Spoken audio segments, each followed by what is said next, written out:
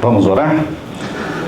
Querido Pai que estás nos céus, humildemente na Tua presença, rogamos que o Senhor derrame o Espírito Santo sobre todos nós. Que fale a Tua palavra. Que fale o Espírito Santo através da Tua palavra. Que o Senhor venha confortar os corações. Que o Senhor venha unir as famílias.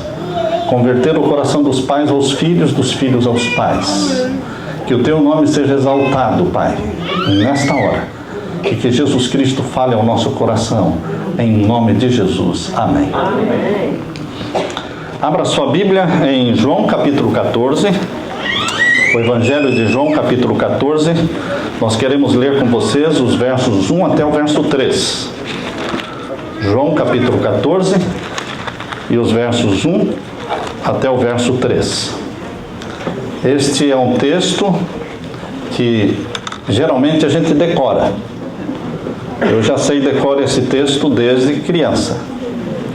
Eu creio que todos os que anelam e são apaixonados pela volta de Jesus decoram este verso. Se você ainda não decorou, memorize e repita, porque conforta o nosso coração.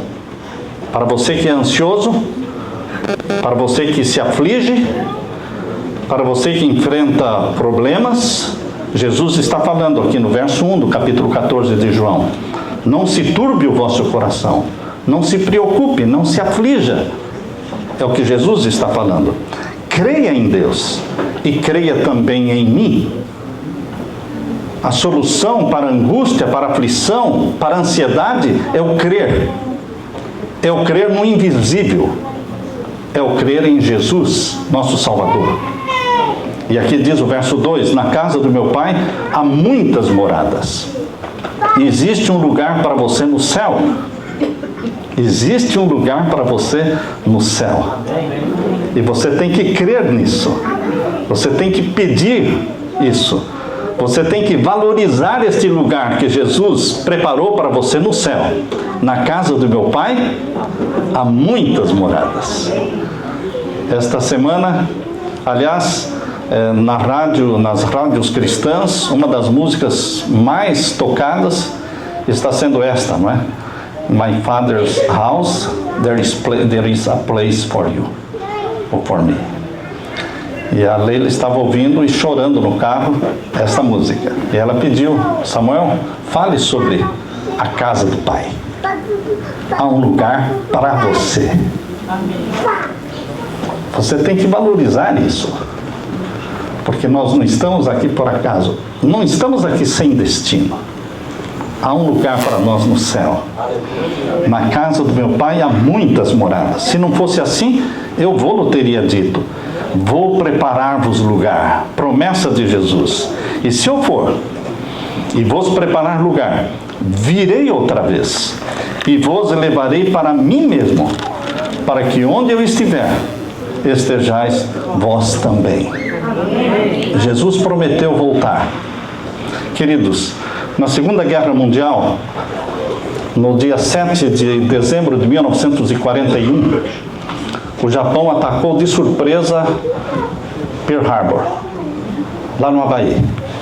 Eu já estive ali no Havaí com a Leila, passamos 2 semanas ali, pudemos visitar Pearl Harbor, foi uma tragédia.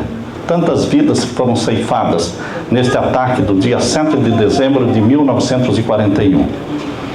Isto forçou os Estados Unidos a entrarem na Segunda Guerra Mundial. Por algum tempo, o exército americano nas Filipinas foi derrotado. Por algum tempo, o general Douglas MacArthur, que estava ali nas Filipinas, ele se sentiu derrotado, temporariamente. Mas ele decidiu, em março de 1942, ele decidiu não partir para o ataque, mas fugir da ilha. Fugir da ilha, retardando o combate final. Ele sairia dali em busca de ajuda, de auxílio. Mas ele voltaria. E assim, valendo-se das trevas da noite, MacArthur, acompanhado por alguns homens, partiu. Porém, antes de partir, ele prometeu aos soldados: eu voltarei. Eu voltarei E essas palavras foram sussurradas de uma trincheira a outra, de um campo de concentração ao outro, de uma vila para a outra, de um hospital para o outro. Todos repetiam: ele vai voltar. O povo conhecia quem era Douglas MacArthur e sabia que ele voltaria. O fim, queridos, dessa história é um dos mais dramáticos episódios da Segunda Guerra Mundial. 2.000 prisioneiros estavam ali nas Filipinas, presos de guerra. Mais de 2 anos, para sermos exatos, 2 anos e meio se passaram e MacArthur não voltou. Então, 2 prisioneiros conseguiram fabricar um rádio. E através desse rádio, secretamente, no dia 20 de outubro de 1944, eles ouviram neste rádio uma voz que lhes era familiar. Era a voz de MacArthur. E ele dizia: eu voltei. Eu voltei. Dia 20 de outubro de 1944. Que notícia maravilhosa! Os meses tinham se arrastado penosamente durante 2 anos e meio, mas agora ele estava voltando em meio a um trovão de tiros, com uma armada de navios e uma força aérea tal como nunca tinha sido vista no Pacífico. Em pouco tempo, as novas de que MacArthur tinha voltado infiltraram-se por todo o campo do inimigo. Os prisioneiros já estavam condenados à morte. Finalmente foram salvos. Em 6 meses, queridos, todas as ilhas filipinas estavam totalmente livres e o povo chorou de alegria e dançou na rua. Queridos, essa história se assemelha muito com as cenas de Jesus no Monte das Oliveiras. Em João capítulo 14, verso 1 a 3, Jesus disse: eu vou partir. E os discípulos olharam para ele e disseram: mas, mestre, sim, eu tenho que ir, eu tenho que partir. O combate final será depois. Há 2000 anos, queridos, estava se preparando Jesus para deixar o planeta Terra. Ele veio ao mundo para resgatá-lo das mãos de Satanás. Foi uma luta pessoal de Cristo contra Satanás por 33 anos. Como criança, como juvenil, como adolescente, como jovem, como adulto, ele venceu. Mas o combate final foi postergado. Por isso ele partiu para o céu, para a casa do Pai.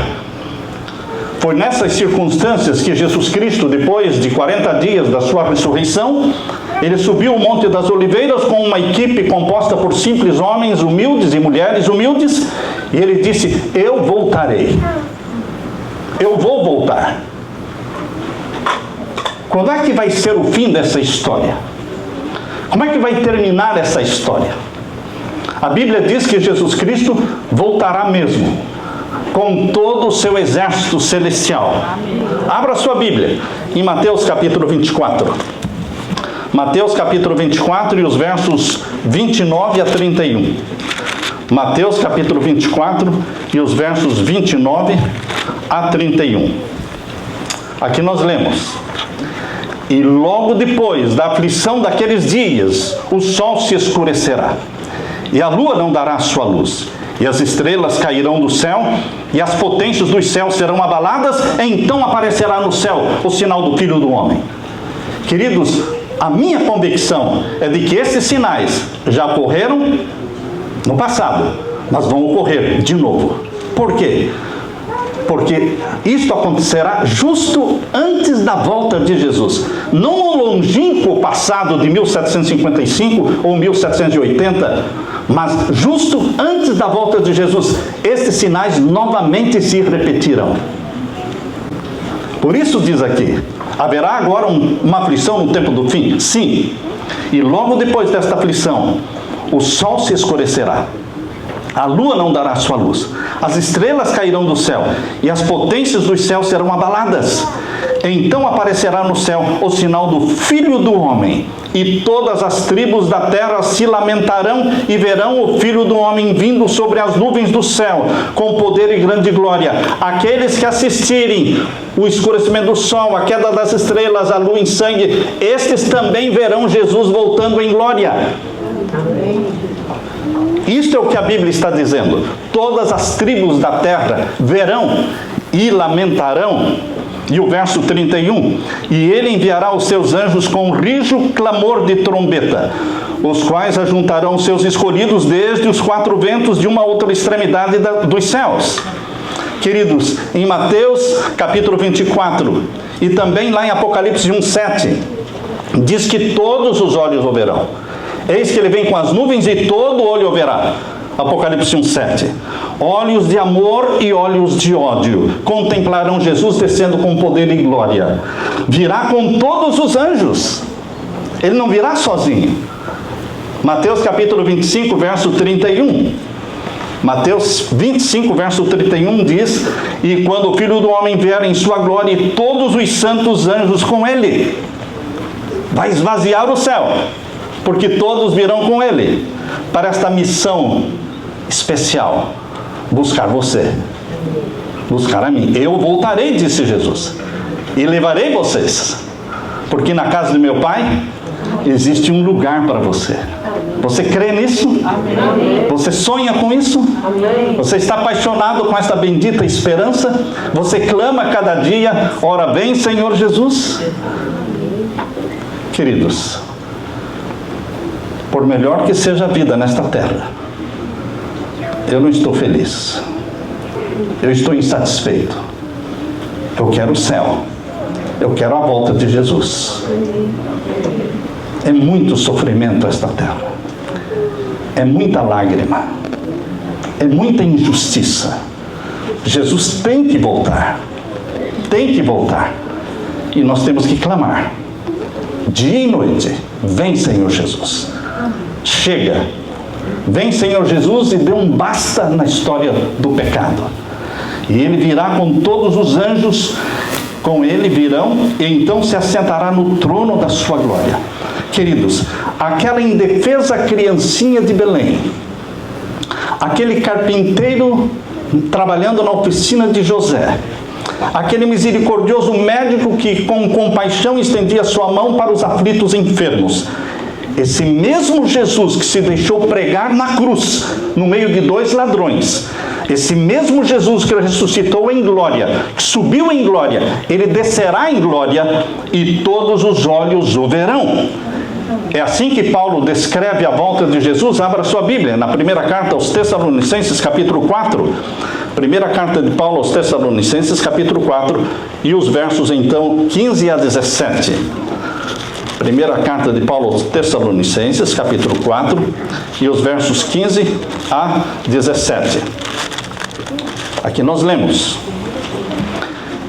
dizemo-vos, pois, isto pela palavra do Senhor. Não sou eu que estou falando, disse Paulo, pela palavra do Senhor, que nós, os que ficarmos vivos para a vinda do Senhor, não precederemos os que dormem. Os vivos não irão para o céu serem arrebatados antes dos mortos serem ressuscitados, glorificados. Não. Os mortos não irão para o céu antes dos vivos, e os vivos não irão antes dos mortos. É isso que Paulo está dizendo. Vou ler de novo o verso 15. Dizemo-vos, pois, isto pela palavra do Senhor, que nós, os que ficarmos vivos para a vinda do Senhor, não precederemos os que dormem, os mortos. Por quê? Porque o mesmo Senhor descerá do céu com alarido. Não será secreto. Não existe arrebatamento secreto. Não existe uma volta de Jesus secreta. Aqui diz que ele virá com alarido. Alarido é muito mais do que barulho. É muito mais do que barulho. E com voz de arcanjo e com a trombeta de Deus. E os que morreram em Cristo ressuscitarão primeiro. Ressuscitam glorificados os mortos em Cristo, os que amam a Jesus. Amém. E aqui diz o verso 17: depois nós, os que nunca morreram, os que serão transformados em vida, depois nós, os que ficarmos vivos, seremos arrebatados, não antes dos ressuscitados, nem depois, mas diz aqui, juntamente com eles. Estão percebendo, irmãos? Eles não irão antes e nem depois, juntamente, vivos, transformados, e mortos, ressuscitados, serão arrebatados juntamente com eles nas nuvens a encontrar o Senhor nos ares, e assim estaremos para sempre com o Senhor. Queridos, quando Jesus morreu na cruz, o sol se recusou a brilhar, a terra tremeu, toda a natureza se rebelou, e não é de admirar que o mesmo Jesus, Criador do átomo, Criador dos céus e da terra, também anuncia a proximidade da sua segunda vinda, através de sinais majestosos na natureza, usando os elementos da natureza. De novo, haverá manifestações da natureza anunciando a segunda vinda de Jesus. Abra sua Bíblia em Apocalipse capítulo 6. Apocalipse capítulo 6, alguns jogam isso para o passado somente. Eu não entendo isso sendo só para o passado. Também para o passado. Porque esses sinais anunciaram a chegada do juízo dos mortos. O grande tremor de terra de Lisboa em 1755, o escurecimento do sol em 1780 e a queda das estrelas em 1833 prepararam o mundo para o início do juízo celestial em 1844. O juízo celestial estava logo ali na frente. Não a segunda vinda de Jesus, mas o juízo celestial. Eles entenderam que seria a segunda vinda de Jesus, mas nisso eles estavam enganados. Queridos, mas agora ocorre novamente, preparando o mundo para a segunda vinda de Jesus e o juízo dos vivos. O momento em que os vivos serão julgados também será anunciado. Assim como o juízo dos mortos foi anunciado, anunciado será também o juízo dos vivos. E a maior conversão de todos os tempos ocorrerá justamente neste tempo em que o juízo dos vivos for realizado. Esse é o tempo da grande conversão, da grande multidão que ninguém podia contar. Por isso diz aqui o capítulo 6 de Apocalipse. Leia comigo a partir do verso 12. E havendo aberto o sexto selo, olhei, e eis que houve um grande tremor de terra. E o sol tornou-se negro como saco de cilício, e a lua tornou-se como sangue. Eu acredito, isso sou eu falando, não é a Bíblia falando, eu acredito que serão 7 dias de escuridão. Não um dia somente. 7 dias de trevas. Para que cada ser humano no planeta Terra tenha tempo para pensar, porque na escuridão você pensa. Seus olhos não vão se distrair com nada. O mundo estará em trevas, escurecimento do sol. Pensem no que está para vir, no que está acontecendo. Na sequência, a lua em sangue. Na sequência, estrelas caindo do céu. Isto deixará o povo estarrecido para a grande mensagem do chegou a hora do juízo. A grande mensagem chegou a hora do juízo. Foi proclamada para o início do juízo dos mortos, será proclamada para o início do juízo dos vivos. Será o período do selamento do povo de Deus, com o selo do Deus vivo, e será o período do selamento dos ímpios, com o sinal da besta. Esta obra paralela, queridos, do selo do Deus vivo e o sinal da besta, é uma obra paralela, preparando o mundo para a volta de Jesus, antes do fechamento da porta da graça. Esses sinais estão aqui. Queridos, dupla aplicação, porque Deus vai anunciar o juízo dos vivos. Você não será julgado no anonimato, você não será julgado em segredo, como que passando o seu julgamento e você, já fui julgado? Eu não sabia. Isso não pode acontecer. Você será comunicado. Através dos sinais do sol, na lua, nas estrelas, os elementos da natureza serão usados mais uma vez. Por isso diz, havendo aberto o sexto selo, olhei e eis que houve um grande tremor de terra, e o sol tornou-se negro como saco de cilício, e a lua tornou-se como sangue. Você vai ver isso, e depois você vai assistir à volta de Jesus. E as estrelas do céu caíram sobre a terra como quando a figueira lança de si os seus figos verdes, abalada por um vento forte.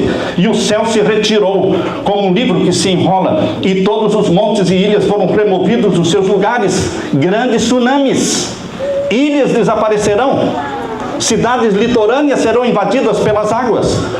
Tudo isso anunciando, chegou a hora do selamento, do juízo dos vivos. Por isso haverá uma conversão como nunca houve. Porque essa conversão não será do nada. Será porque Deus usará os elementos da natureza para fazer um estardalhaço no céu e na terra.